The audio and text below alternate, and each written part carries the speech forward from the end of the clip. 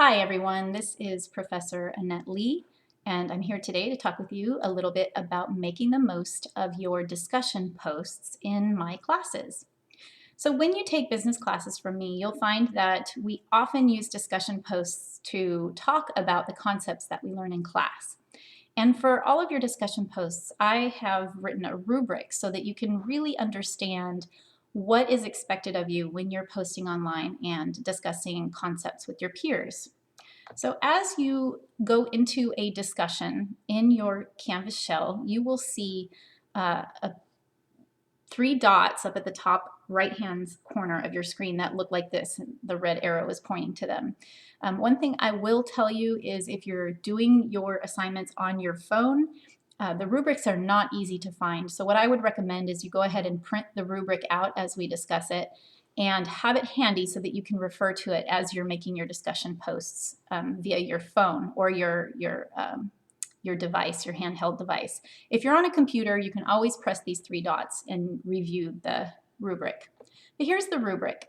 As you can see, there's 3 rows of criteria that you need to pay attention to.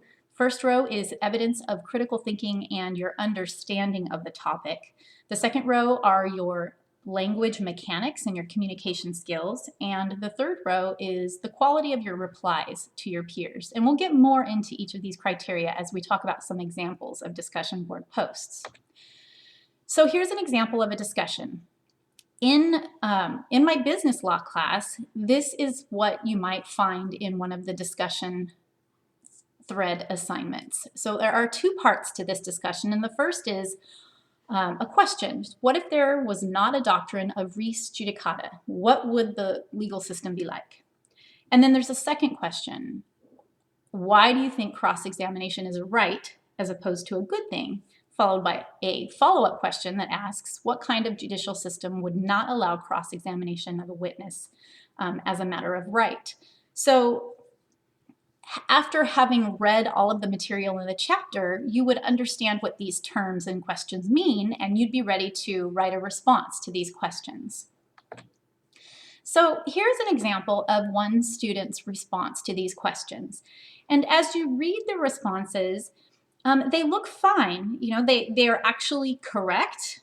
There's nothing wrong with the mechanics. It's a very good response.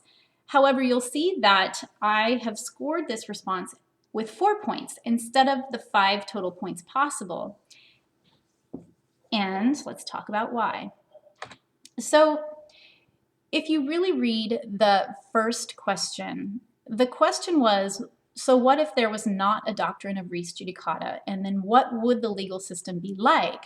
So in answering this post, the student did a pretty good job with the first part of the question, but didn't really elaborate enough on the second part of the question. So that's the first key, is you really want to make sure that you are addressing all parts of the prompt.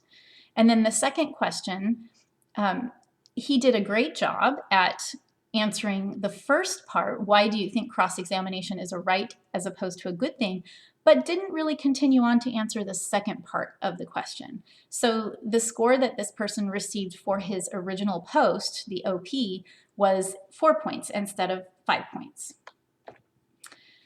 Now this post received all 5 points, and we'll take a look at why, but the 5-point score is that the original post is appropriate, fully developed, and relevant to the topic, and shows evidence of critical thought by weaving in concepts from the text, videos, and/or personal experience. So if you look at this person's post, this person did a really good job at starting the post by talking about what the content of the chapter discussed. So she comes right out and mentions what the textbook said about res judicata. Then you can see that she discusses what the legal system would be like by saying without this doctrine, the legal system would be in chaos. People wouldn't have any respect for the legal system. So she, in several places, really addresses that second question.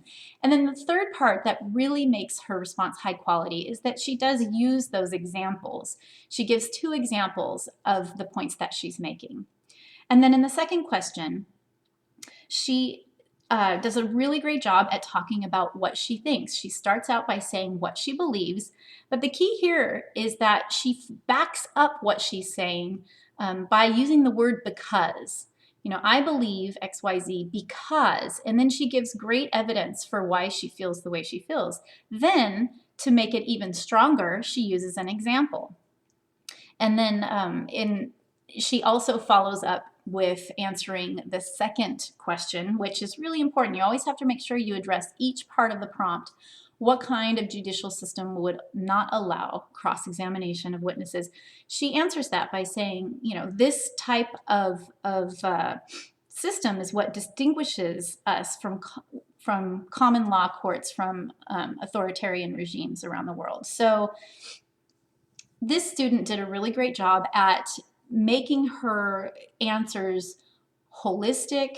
She covered every part of the prompt. She showed that she had reviewed and really learned the material in the module and added substance to the conversation. So in your peer responses, here comes something that's really, really important to remember. You're always going to get 2 points for peer responses, and many students miss out on receiving those 2 points. And it's because it's just not, it's not something that we are naturally born to do, understanding how to effectively respond in discussion posts. It's something that you really have to learn and practice. So if you look at these 3 different responses, you will see that the first one, in this person's response, this person mastered the response.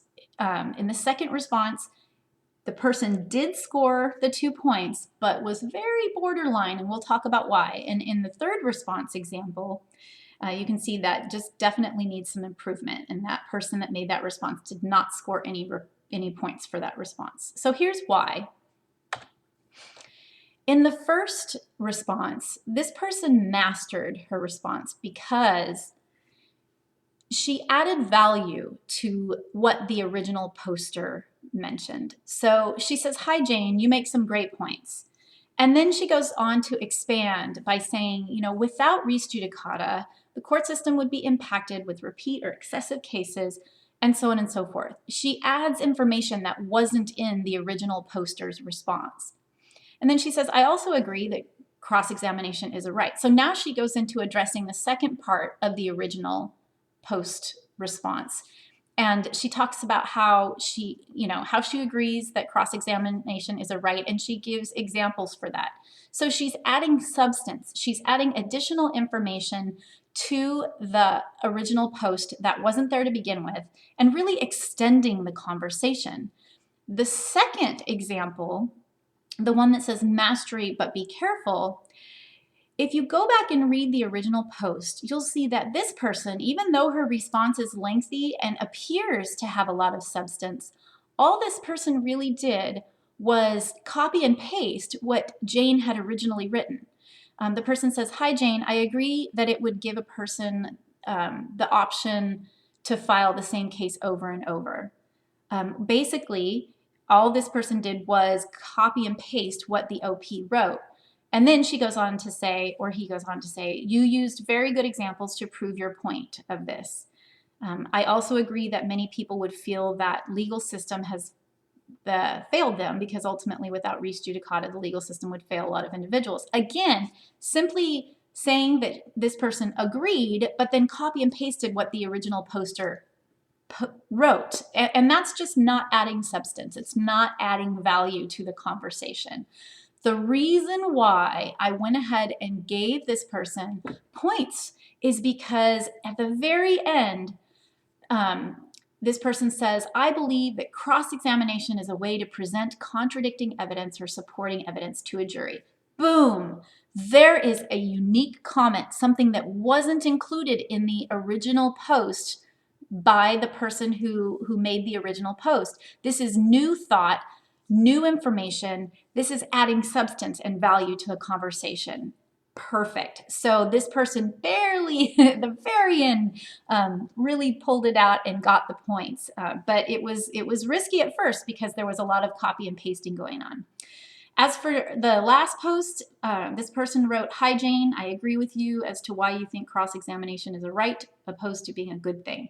No points are earned in this case because just simply agreeing with someone isn't adding value or substance. It's not showing that you're a critical thinker. It's not showing that you understand the content or that you've really thought about what the OP was talking about.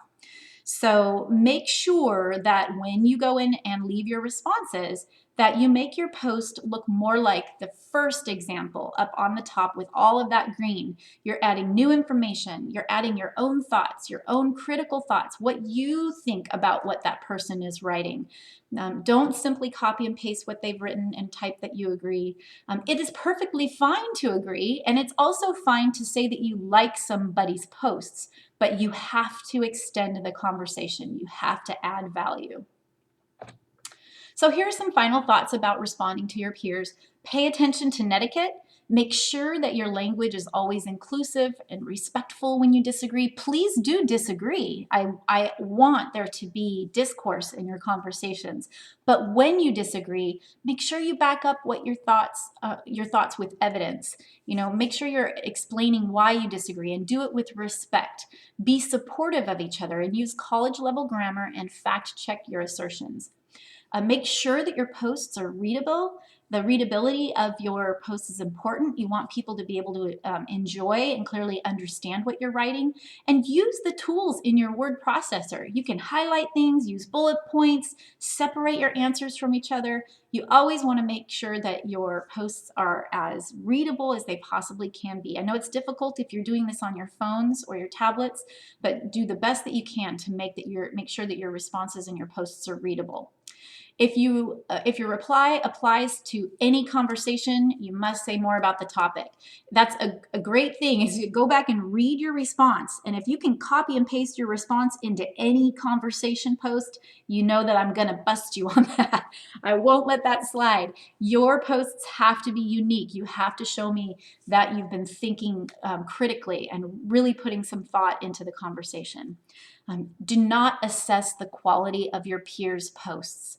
Leave the grading to me. Okay, it's really important that that you're not answering posts with, "Oh, you did a really great job. Keep up the good work." You know, these are all great things to say to each other, and you can certainly say them, but don't let that be the total post that you leave. You're not assessing the quality of your peers' posts. You're not grading your peers. You're not. You don't need to tell them good job. Again, if you would like to say positive things and compliment your peers, certainly feel free to do that. But you also must add substance and extend the conversation according to what the topic at hand is for the post. And again, extend the conversation. We want to hear your insight. We want to see that you're learning more about the topic. And then come back later and read the rest of the conversation to gain more perspective. Much of the learning that you do in my business classes comes through these conversations that you have in these discussion threads. Really, really important to take advantage of the learning that happens in these discussion threads. Talk to each other. Like I said, go back and reread again so that you're not missing some key points that your classmates are reading. All right. And so that's it. Thanks, everybody. I appreciate you taking the time to listen to this presentation. Trust me, it is time worth spending. Even if you go back and listen to it again, these discussion posts are a big part of your grade in this class. And if you can figure out how to get the most out of them and earn all of your points, you won't be sorry. It will definitely reflect in your learning and in your overall grade of the class. Thanks a bunch, and I hope you all have a great week.